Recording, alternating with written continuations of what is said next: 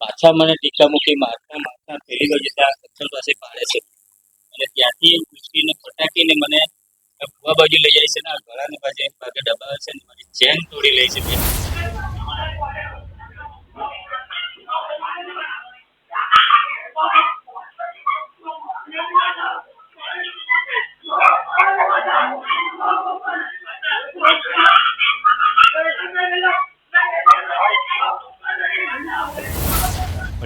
પઢેરિયા સાહેબ એક x army તરીકે એમની છાપ ખૂબ જ સારી છે અને એમનું કામ વખણાય એવું છે.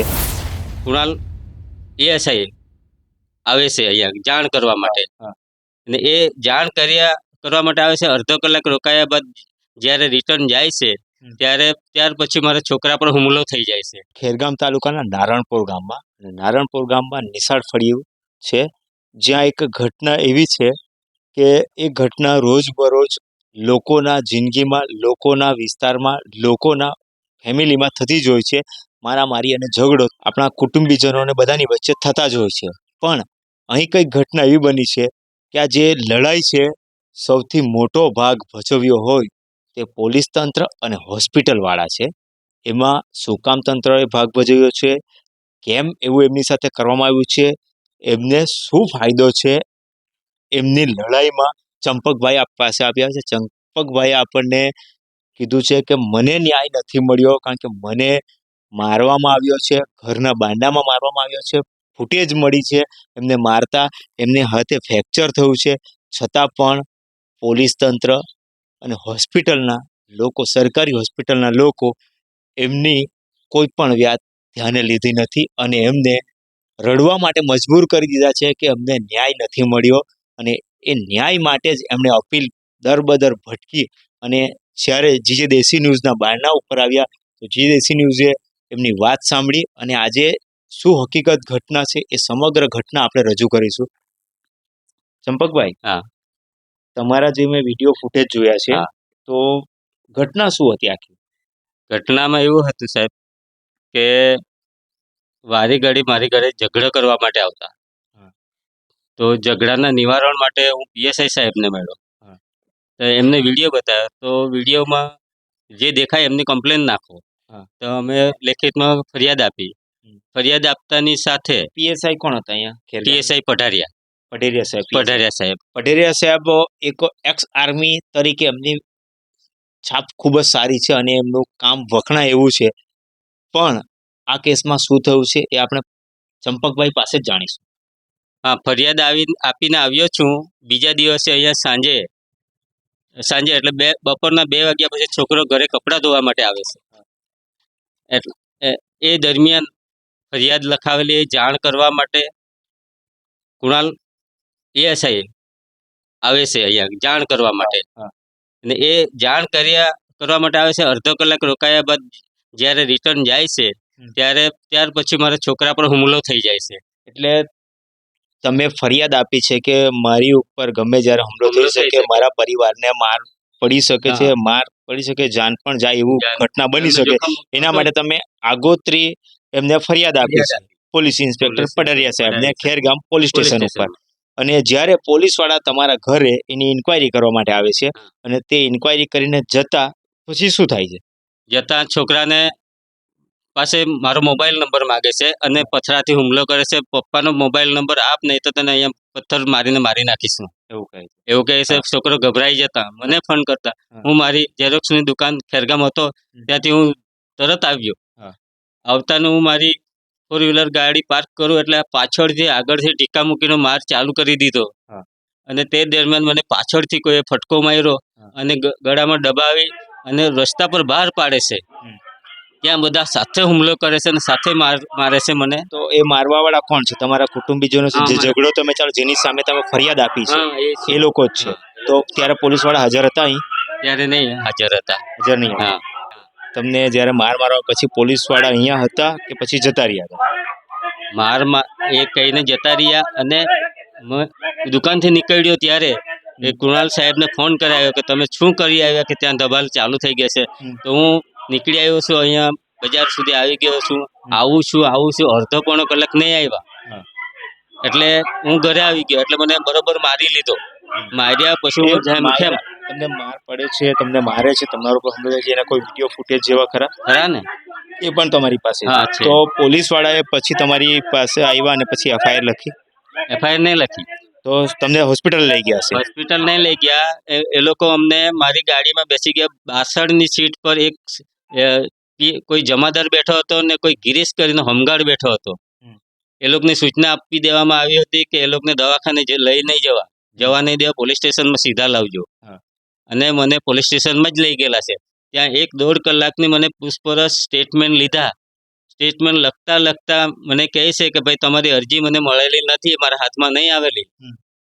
લખતા એમ કહે છે. પછી તે દરમિયાન મને શરીરનો અકળાટ થતા તમને સારું છે એમ પૂછે છે, પણ મને જવા નથી દેતા. પછી બધી એ લોકોનું સ્ટેટમેન્ટ લખાઈ જાય છે અને છેલ્લે મારા પર સાઇન લે છે. ત્યારે નીચે એક વાક્ય લખેલું હોય કે હવે મારે કંઈ આગળ કરવું નથી. તો હું પ્રશ્ન પૂછું છું કે આ કેવી રીતના, મારે તો આગળ કરવું છે. એ લોકો મારો જવાબ લે ત્યારે આગળ મારે કરવું નથી એમ લખાવીને મારી સાઈન લીધેલી છે.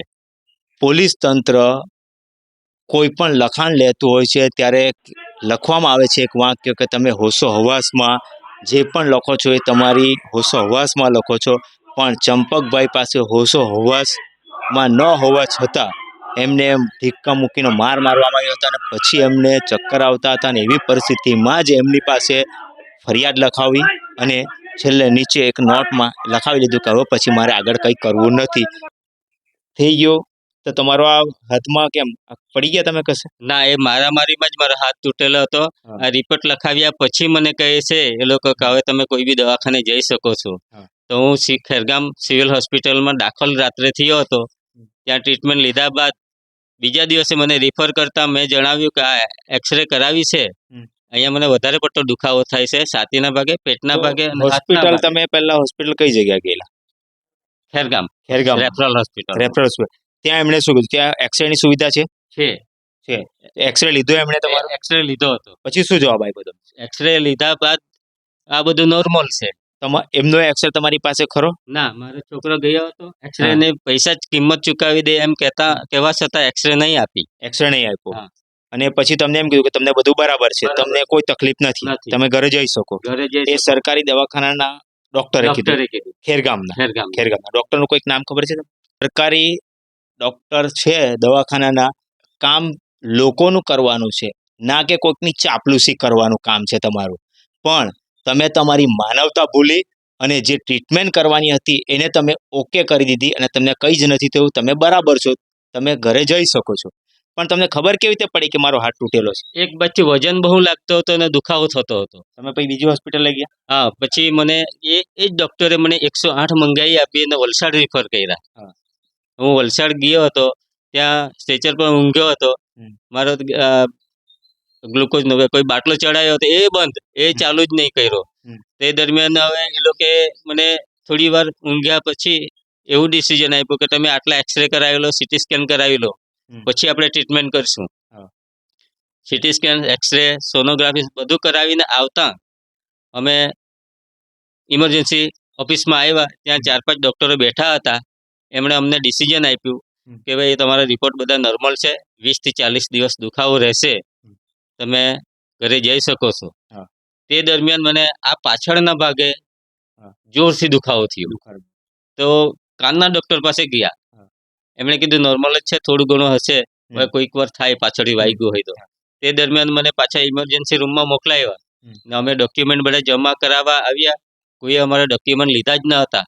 હવે તમે જાઓ એમ કહીને મોકલી આપ્યા. તમને ડોક્યુમેન્ટ જે પણ એક્સરે કર્યા હતા બધું તમારી પાસે? અમારી પાસે. તમને ત્યાં કોઈ પણ તકેદારી સરકારી દવાખાના, એકચ્યુઅલી સરકારી દવાખાના જ્યારે પણ તમને એડમિટ કરવામાં આવે છે ત્યારે એમણે જે પણ પ્રોસેસ કર્યો છે એ ડોક્યુમેન્ટ એમની પાસે જ હોય છે, તમને કશું આપતા નથી.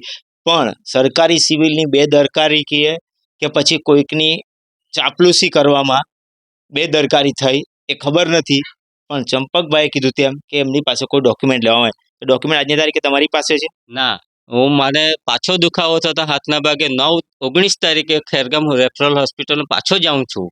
ત્યાં દુખાવો થાય છે, ટ્યુબ આપે છે, મને ચેક કરે છે. ટ્યુબ આપ્યા, દવા આપ્યા બાદ ડૉક્ટર સાહેબને સવાલ કરતા કે સાહેબ મને દુખાવો કેમ બંધ નથી થતો. હમ. તે દરમિયાન એ ડૉક્ટર સાહેબ મને કહે છે કે હવે તમે કોઈ ખાનગી હોસ્પિટલમાં ટ્રીટમેન્ટ કરાવો, હા. તમે જઈ શકો છો હવે. ત્યારે હું જતા એટલે આ મારામારીના 20 દિવસ પછીની જે ઘટના 19 એટલે 8-9 દિવસ પછી 8-9 દિવસ પછી. પછી એટલે એક રીતે ગણીએ ને આપણે તો 8-9 દિવસ થવાનું કારણ એ છે કે મામલો શાંત પડી જાય, ઠંડો પડી જાય, લોકોની આંખમાં ન આવે. પછી એમને કહી દેવામાં આવે છે કે તમારો ઓલરેડી હાથ તૂટેલો છે, તમારા ખભામાં ફ્રેક્ચર છે, તમે હવે બીજી પ્રાઇવેટ હોસ્પિટલમાં લઈ જઈને તમે તમારી ટ્રીટમેન્ટ કરાવી શકો છો. ત્યાં સુધીમાં તંત્ર, પોલીસ ડિપાર્ટમેન્ટ, ડોક્ટર જેના માટે કામ કરવાનું હતું એ બધું કામ કરીને પૂરું કરી નાખ્યું. એ જ થયો ને એ મતલબ, થયો એ થયો. એ જ થયો. પછી તમે ટ્રીટમેન્ટ કરાવી લીધી અને પછી પોલીસ તરફથી તમને કોઈક ન્યાય મળવા એવી અપેક્ષા ખરી? ના સાહેબ, તે દરમિયાન આટલું થયા પછી મને વલસાડથી પાછા ફોન આવે છે કે હમ. તમે એફઆઈઆર કેવી રીતના ફડાવી છે, હા.